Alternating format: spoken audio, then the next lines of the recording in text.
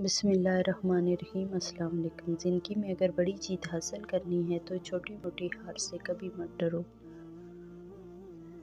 3 चीज़ें इंसान को अल्लाह से दूर करती हैं: अपने अमाल को ज़्यादा समझना, अपने गुनाहों को भूल जाना, अपने आप को सबसे बेहतर समझना। सब्र रखो और देखो तुम्हारे साथ बुरा करने वालों से अल्लाह कैसे बदला लेता है।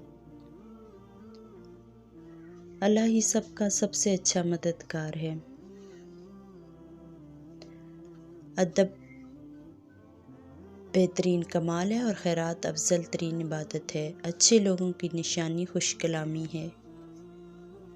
उसूलों के लिए जंग करना बहुत आसान है, उसूलों के मुताबिक ज़िंदगी गुजारना बहुत मुश्किल है। दबाए गए जज्बात कभी मरते नहीं बल्कि ज़िंदा दफन हो जाते हैं और भयानक अंदाज में सामने आते हैं। अपना ख्याल भी अहम है, लेकिन सबसे आम ख्याल इसका है जिसने तुझे साहिब ख्याल बनाया। दुआएं बेशक सब्र मांगती हैं। सब्र करने वाला जिस्म इंसान के लिए तोहफ़ा खुदावंदी है। आलिम वो है जिसे अपना इल्म हो, ना कि वो जो चीज़ों का इल्म रखता हो।